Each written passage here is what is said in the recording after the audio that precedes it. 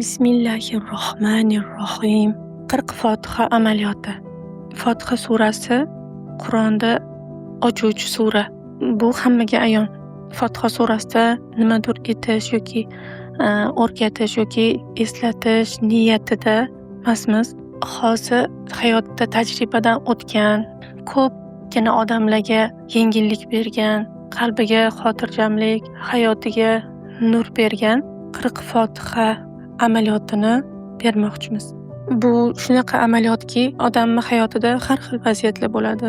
Tushkunlik, kasallik yoki chiqish qiyin bo'lgan joyga kirib qolgandek his qilishi, umuman hayotidagi shunaqa tugun, tiqilinch holat, og'riq, alam shunaqa holatga to'lib ketgan odam to'lganda, shunaqa qalbi halovatini, xotirjamlik istagan paytda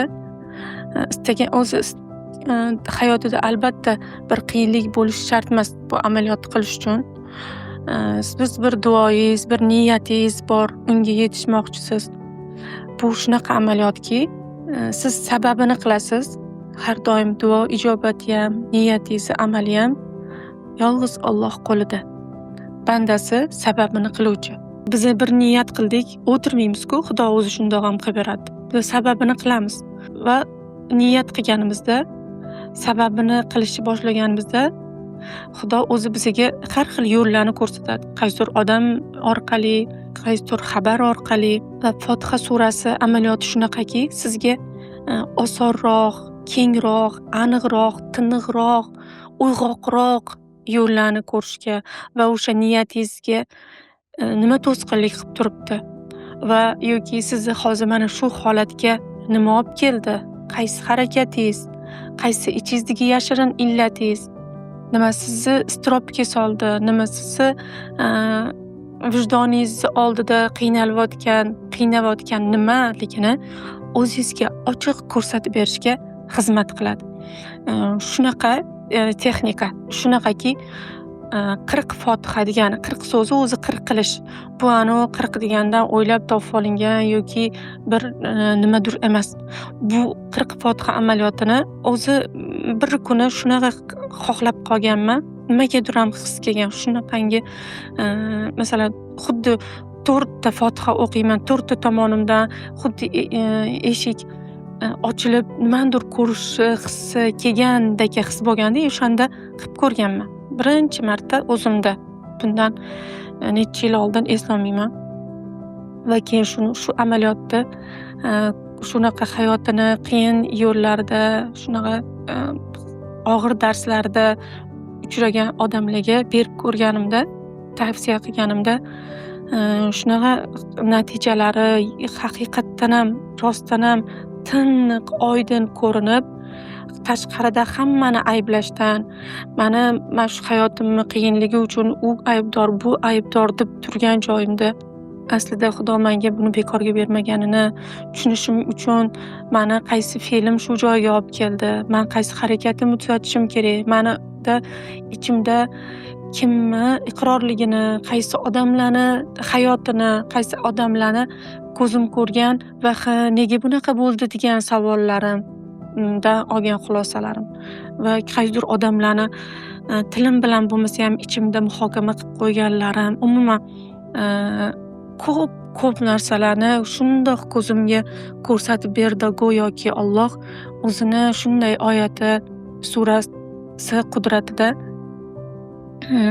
bu shunaqa haqiqatdan ham bizning tanamizga biz shunaqa Xudoga undan kelgan unga qaytadi va o'sha oyatlar, shu so'z, har bir oyat, har bir harf, siz uni tajvid bilan o'qiganingizda harflari halqumdan chiqadigan, burundan, butun tanangizni so'ngaklarni harakatga keltirgan paytda sizga mana shu holatga sizni olib kelgan yoki siz endi juda ham istabasiz, ammo yeta olmayapsiz. O'sha orzu qilasiz, niyat qilasiz, ammo hech ushalmaydi orzungiz. Niyatingizga negadir yetish qiyin bo'lib turgandagi o'sha sabablar hammasi oydin ko'rsatilib va tozalanib, yo'llaringiz shunaqa ochilib ketishiga xizmat qiladigan shunaqa amaliyotda bu shunaqa tajribadan o'tgan.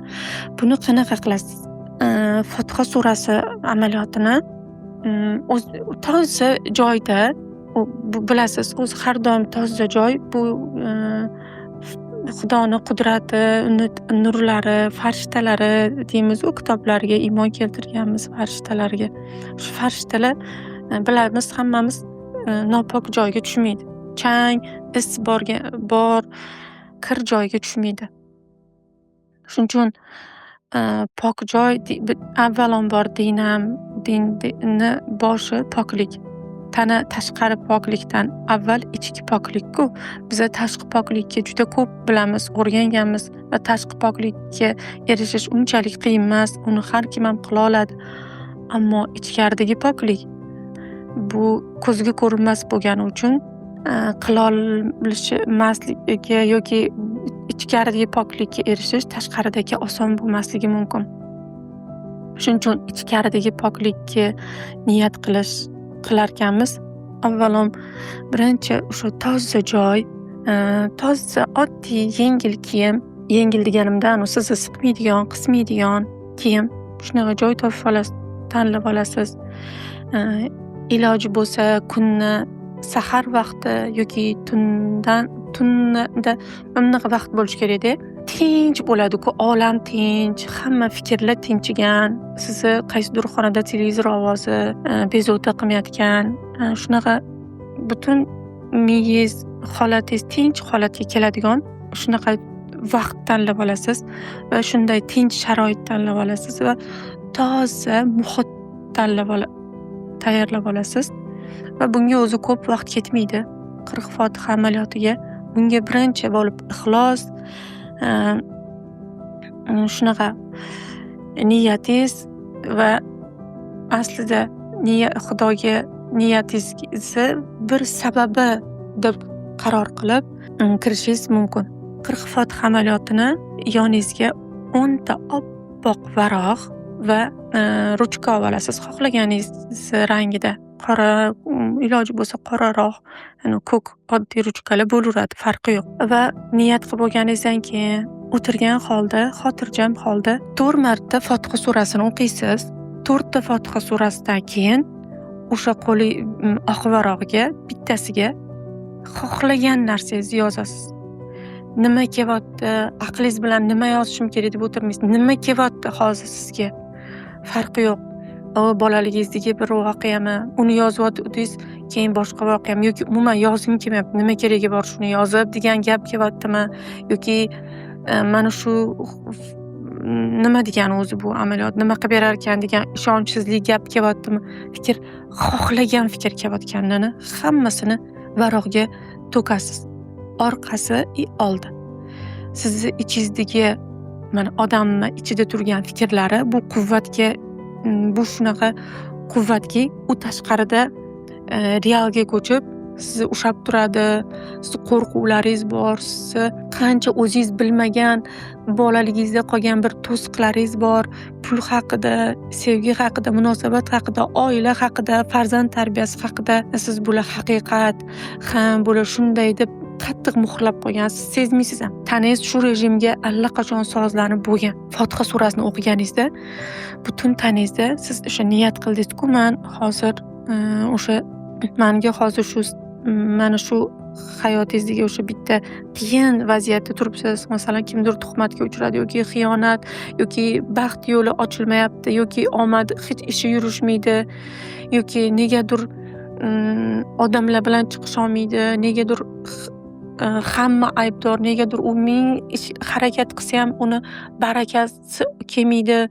Nimagadir shunaqa hisda turadigan, umuman har xil vaziyatda yoki qarzdorlik, pulsizlikmi istagan vaziyatda yoki uni hamma narsasi bor-u qalb halovati yo'q. Xullas shunaqa holatdagi turganingizda endi o'sha bitta eng og'riqliroq holatingiz sizga olib kiradi. Niyat qilayotganingizda mana shu holatimni o'zing o'nglab berishingni, shundiga yo'l qo'ygan xatolarim yana qaytib shunaqa holatga tushmasligim uchun yoki bu to'siqlarimni ochilishi uchun qaysi xatoyimni to'g'rilashim kerak, yo Alloh, o'sha niyatim uchun qaysi mehnatni qilishim kerak, yo'limni o'zing ko'rsatib ber, nimani tuzatishim kerak o'zimda, o'zing menga uni ko'rsatib ber deb duo. Shuni endi o'zingiz bilasiz qanaqa duo qilib so'rashi. Biza Xudo yaxshi ko'rgan bandasiga xatolarni ko'rsatib qo'yuvchi ko'zini ochib qo'yadi-ku. Agar o'zini xatosini ko'rgan odam uni tuzatish bilan mashg'ul bo'ladi, boshqalarning aybi, xatosini ko'rmay qo'yadi. Boshqa odamlarda ko'rayotgan xato, nuqson bu o'zinikiligini уже allaqachon tushunib qoladi. Atrofdagi odam xuddi olam ko'zgusi, uni o'zidagi ichida ko'rmayotganini ko'rsatib berayotganligini уже anglab boradi. Tashqarida ichuvchi mani nimamni aks ettiradi, men umuman bir tomchi aroq ichmaganman deb tushunish mumkin. Buni to'g'ridan to'g'ri tushungan odam. Lekin o'sha tashqaridagi ichuvchi u nimaga qaram u aroqqa yoki yana boshqa bir mast qiluvchi ichimlikka qaram. Unda hozir tashqarida ko'rib turgan o'sha aroqxo'r deylik, u qaramlik kasali. Demak, sizni ichingizda boshqa bir narsaga qaram bor. Kimdir sizni tasdiqlab berishiga, kimdir sizni yaxshi ko'rishiga, kimdir sizni ta'minlab qo'yishiga, yana kimdir sizni masalangizni hal qilib berishiga yoki umuman nimagadir qaramligingizni ko'rsatayotgan bo'ladi. Umuman уже tashqaridagi oynalarni ko'rish uchun avval ichkaringizni poklash. Qachonki odam qalbini poklagan sari unda jannatni hayotini ko'ra oladi. Qalb Alloh 18 ming olamga sig'magan o'sha baxt, o'sha halovati, lekin bir bandani qalbiga sig'gan degan deydi-ku Alloh. Shu men hozir eslolmayman oyatlarning aniq so'zlari bilan. Xullas, odam avval qalbini poklagan, tozalagan sari, ya'ni o'shanda ko'ra oladi tashqaridagida oyna bo'lib ko'rsatilayotganini. Xullas, qalb pokligi mana shu bizadagi yozilgan mana shu yozuvlar orqali fikrlarimiz o'zimiz bilmagan narsalar chiqishni boshlaydi. Mana shu surani o'qishni boshlaganingizda siz niyat qo'ydingiz, bo'ldi, o'sha niyatingizni tashqaridagi endi sizni so'rovingizni ko'rsatishni boshlaydi tanangiz. Siz hech kutmagan qarshiliklar, qanaqadir gaplar chiqaveradi. Birinchi boshida qiyin bo'lishi mumkin, chunki aql har doim mahkam ushlab turadi. Ochishga nimani yozasan yoki bir narsa deyish mumkin. Yozish bu xuddi ko'chirish, ichingizdagi turgan fikrlar, iqrorliklar hammasini ko'chirish. Xuddi bitta xonangizda kerak emas narsalarni tashqariga ko'chirishdagi. Bu yoqdan ko'tarib olib, u axlatxonaga qo'yib ko'chirishga o'xshagan narsani bu ruhiy ishlash varianti. Xullas, bir marta birinchi o'tirishingizda 4 ta Fotiha surasini o'qidingiz. Xuddi 4 ta tarafingizdan eshikka ko'rsatib bergandagi, orqa bu ajdod, oldimiz avlod, o'ng tarafimiz bor, chap tarafimiz bor. Ana o'sha taraflar uchun 4 marta Fotiha surasi bitta varaqga yozasiz. Qiyin bo'ladimi, nima, qanaqa holat bo'ladi, yozaverasiz. Bir varaqni to'ldirib bo'lganingizdan keyin yana 4 marta Fotiha surasi, keyin yana varaqga nima kelsa shuni to'kaverasiz. Xuddi shunday qilib varaq tugaguncha davom etasiz. O'z 10 ta varaq tugaganda 40 ta Fotiha surasini o'qib bo'lgan bo'lasiz va uni ichini уже 5-chi, 6-chi, 7-chi varaqlarda siz hech qachon esingizda bo'lmagan, siz hech bilmagan, o'zingiz aqlingizda umuman topmagan, ammo mana shu sizni tugun holatga olib kelgan sababi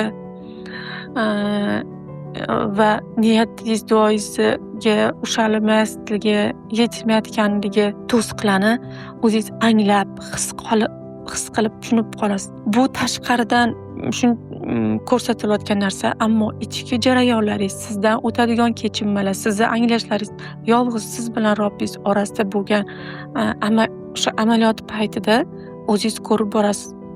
Sizni ichki dunyoyingizni, umuman siz o'zingizni hayotingizni faqat o'zingizgina o'zgartira olasiz. Siz o'zingizni irodangiz, o'zingizga bo'lgan, ya'ni sizni bu tanangizni yaratuvchisi kim? Siz kimdan keldingiz va qayerga qaytasiz, kimga qaytasiz?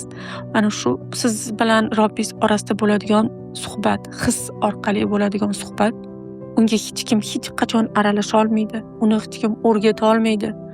Faqat tashqarida sizga mana shunaqa o'sha suhbat, o'sha hislar siz tushunishingiz, anglashingiz uchun shunday amaliyot bor degan niyatda buni tavsiya qilib beryapmiz. Sizga yordam, sizga endi bu dunyoda biz bir-birimizga qo'limizdan nima kela oladi, qaysini berganimizni o'sha odamlar ko'tara oladi. Hozir ular nimaga qodir?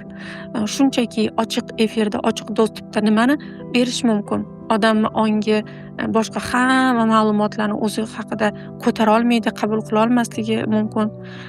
Lekin u ko'tara oladigan, u birinchi tez yordam sifatida o'ziga bora oladigan amaliyotlarni shunaqa berib boramiz va bu o'sha navbatdagi bitta sizga haqiqatdan ham ishlaydigan va sizga yordam berishi mumkin bo'lgan huzurli, shunaqa mazza, poklovchi, sizni yopilib qolgan eshiklaringizni ya'ni ko'zga ko'rinmas hayot eshiklarini ochishga xizmat qiladigan amaliyot. Va biz har doim aytamiz, eshigimni ochuvchi Xudo, yo'limni ochuvchi Xudo. Ha, albatta undan boshqa hech kim qodir emas. Biz faqat sababini qilamiz. Shu amaliyot orqali, ibodat orqali, ilm orqali, xizmat orqali, ehson orqali, kechirish orqali va bu xuddi shunday amaliyot, shunaqa amallarni yana bitta turi sizni qalbingizga shunaqa malham bo'ladigan va siz o'zingiz mehnat qilasiz. Bu yoqda ruhingiz bilan taningiz birga qo'shilib mehnat qiladi. Siz ruhan o'qiysiz Fotiha surasini va taningiz bilan butun ichingizdagi hammasini yozish, to'kish orqali ishlash. Siz buni bajarib ko'ring va albatta natijalaringiz, ya'ni qalbingizdagi halovat, sakinat bilan albatta bo'lishish esingizdan chiqmasin va bu bizga keyingi safar sizga yana nimadir berishimizga, ilinishimizga, yetkazishimizda xizmat qilishga ilhom beradi. Shunaqa olov bag'ishlaydi.